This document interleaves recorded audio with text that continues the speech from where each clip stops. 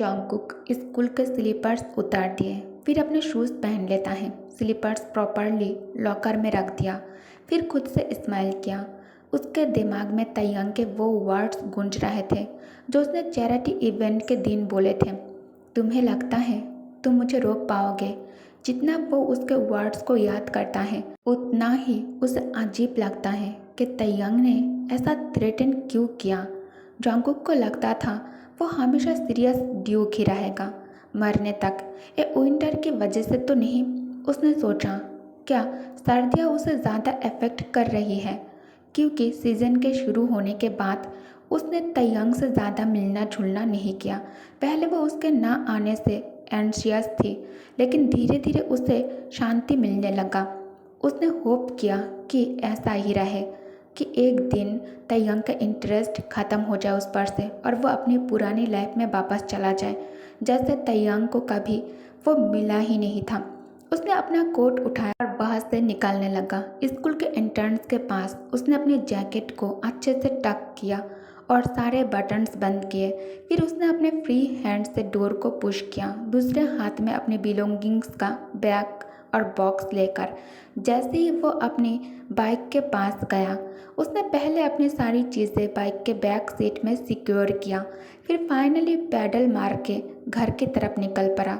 हमेशा जॉन्गकुक घर जिस रास्ते से जाता है वो उसी रास्ते से जाने लगता है। वो डाउनटाउन से गुजरा ताकि थोड़े और ग्रॉसरीज ले सके।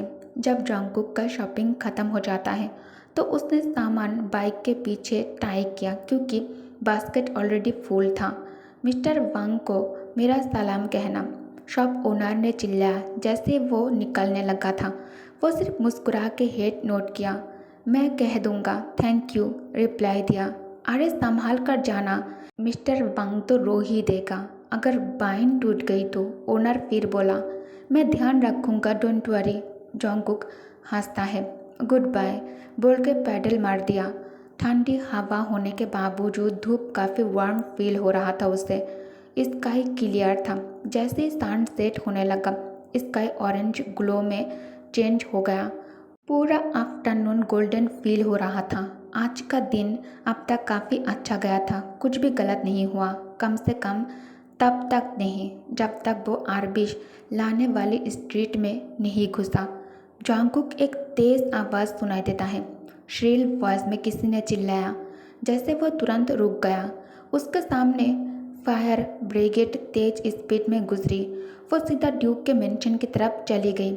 जॉन्गकुक ने इधर उधर देखा, फिर मिसेस मोना को देखा जो कि रोती हुई उसका हाथ पकड़ ली, जैसे वो अपनी जान से चिपक रही हो। जॉन्गकुक घबरा गया। मिसेस मोना, क्या हुआ है? क्या गलत है? जल्दी से पूछा। फायर फायर मैंने फायर ब्रिगेड देखा। उसने इधर उधर देखा और तभी उसने स्मोक का ट्रेल देखा। जॉन्गकुक का दिल एकदम टाइट हो गया जब उसने देखा कि स्मोक डायरेक्टली ड्यूक के ग्रीन हाउस से आ रहा था। नहीं, ये नहीं हो सकता, जॉन्गकुक चीखता है। मिसेस मोना रो रो कर बोलती है, ग्रीन हाउस में आग लग गई। ओ ए सिर्फ फायर नहीं है जॉन्गकुक। मिसेस मोना जोर से रोती हुई बोली, मैंने सुना जनरेटर एक्सप्लोड हो गया है और आधा ग्रीन हाउस उड़ गया। जॉन्गकुक अब शॉक में था। क्या? अंकल वंग, क्या हुआ है? मिसेस मोना ने सब बताया। वो खुद भी प्रॉपरली नहीं समझ पाई थी, पर जितना सुना उसके हिसाब से वांग ने जनरेटर में कुछ गलत किया जिसकी वजह से वो एक्सप्लोड हो गया है। सबसे बुरा पार्ट ये था कि मैडम ओल्ड मिसेस किम उस टाइम वहाँ थी। लकीली वो बस इंजर्ड हुई है, लेकिन सब बहुत स्कैरी था। प्रैक्टिकली पूरा मेंशन एक बिखरे हुए हाल में था। मिसेस मोना रुक गई, अपनी सांस संभालते हुए। अभी पुलिस आसपास के एरिया में सर्च कर रही थी।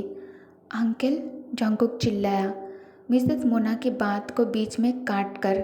जब उसने देखा कि उसके अंकल को पुलिस ले जा रहा है, वो तुरंत उनके तरफ भागा। मिस्टर वांग ने उसकी आवाज़ सुनकर ऊपर देखा, हैरान हो गया उसे देखकर। अंकल, आप ठीक हो? जॉन्गकुक ने जल्दी से पूछा, पर पुलिस ने उसे आगे जाने से रोक दिया। उसने अंकल का हाल देखा। वो पूरा सूट से ढका हुआ था, कपड़े जले हुए थे और कई काट्स और बहुत ही ज़्यादा जख्म के निशान भी थे। जॉन्गकुक का दिल टूट गया। अंकल, क्या हो रहा है? ये लोग क्यों कह रहे हैं कि ये सब आपकी गलती है? वो रोता हुआ चिल्लाया जब पुलिस उसके अंकल को उससे दूर खींच ले गया। अंकल, ये सच नहीं हो सकता, ये सिर्फ कोई मिसअंडरस्टैंडिंग है ना? मिस्टर वांग ने उसे कंफर्ट करने के लिए मुस्कुराने की कोशिश की, पर पुलिस उसे ले जा रहे थे और उसके लिए मुश्किल था पीछे मुड़कर देखना। मैं ठीक हूँ जॉन्गकुक, सब कुछ ठीक हो जाएगा। मिस्टर वांग ने उसे शांत करने की कोशिश की, पर ये सब जॉन्गकुक के दिल में चली ठंड को कम नहीं कर सका। मैं जल्द वापस आ जाऊंगा। ओके जॉन्गकुक, मैं वापस आऊँगा, तुम चिंता मत करो और घर जाओ।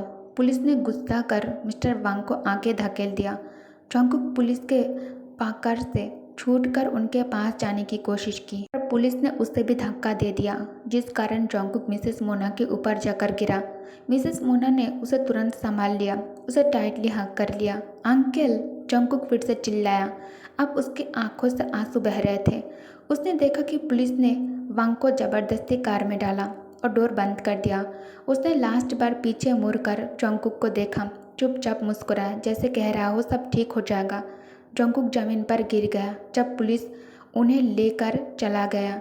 लोगों ने तुरंत जॉन्गकुक के पास जाकर उसे उठाया, पर वो फिर भी गिर गया और बेहोश हो गया।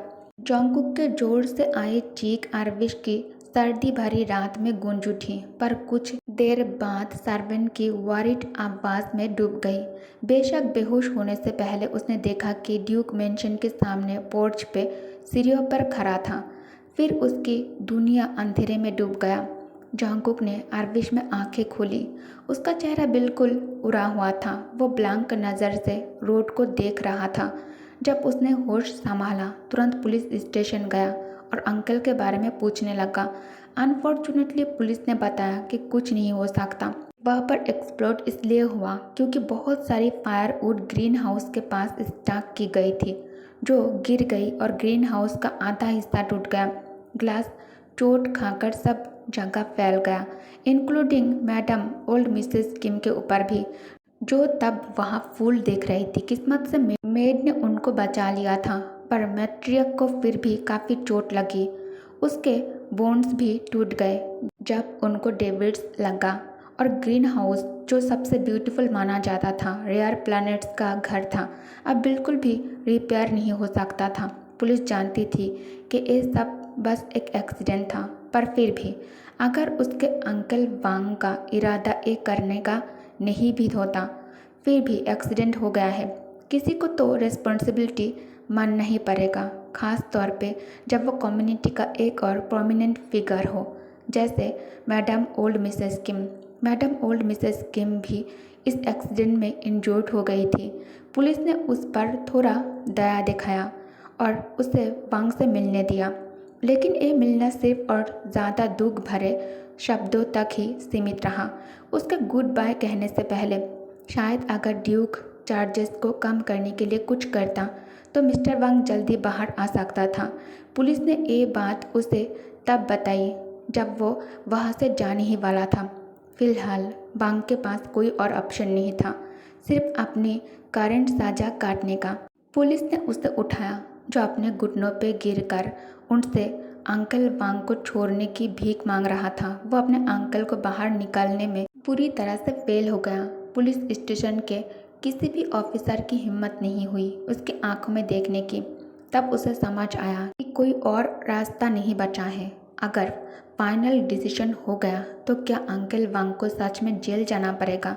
ये सोचकर वो आरविश की सुन्नी सड़क पर चलता रहा, उदासी में डूबी हुई।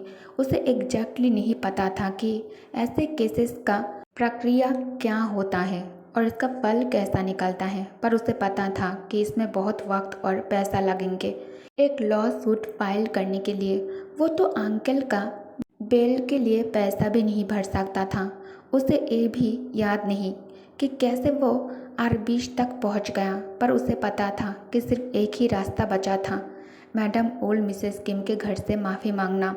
वो बस अंधेरे में रोता रहा। उसका शरीर खुद ब खुद चल रहा था, पर वो कैसे करे? मैडम ओल्ड मिसेस किम को भी तो चोट लगी थी उस एक्सप्लोड पर, और उनका प्रीशियस ग्रीन हाउस भी बर्बाद हो गया था। अगर वो मैडम ओल्ड मिसेस किम के सामने खुद को रोता हुआ दिखाया गिड़गिड़ाता हुआ दिखाती तो शायद प्रॉब्लम और ज़्यादा बढ़ जाता अंकल के लिए। तब उसकी नज़र मेंशन पर पड़ी, जो अंधेरी गलियों में एक लौता चमकने वाला सोर्स ऑफ लाइट था। और तब उसके दिमाग में एक ख्याल आया, ड्यूक। उसका दिल जोर से धड़क गया। अगर वो होता तो शायद। उसके ख्याल यही अधूरा रह गए, पर उसने अपनी चाल तेजी से बढ़ा दिया, चाहे उसके कदम लड़खड़ाते रहे। ड्यूक तो आखिर में पूरे हाउस होल्ड का मालिक था। हाँ, उसने उसे कंफर्टेबल फील करवाया था, डराया था, उसको बुली भी किया था, और उसके एक्शन ने उसे कंफ्यूज भी कर दिया था इस पूरे ऑटोमन सीजन में। और फिर उसने शादी का वादा भी किया था, पर शायद वो मदद करे। उसने अपने हाथ जोड़ लिए, चुपके से प्रार्थना करते हुए, जब वो अभी भी खामोश रोज गार्डन और जंगल के रास्ते से गुजर रहा था। रिवर का पानी तेज बहता जा रहा था।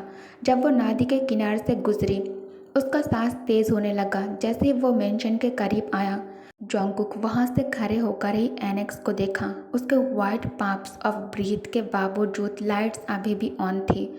तो जोंगकुक भागता हुआ वहां गया, जैसे कोई light at the end of the tunnel हो। आरविश के मालिक, what do you think guys?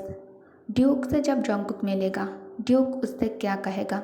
क्या ड्यूक इसके बदले में जोंगकुक से कुछ मांगेगा? कमेंट सेक्शन में ज़रूर बताना। Okay, thank you for watching, bye bye.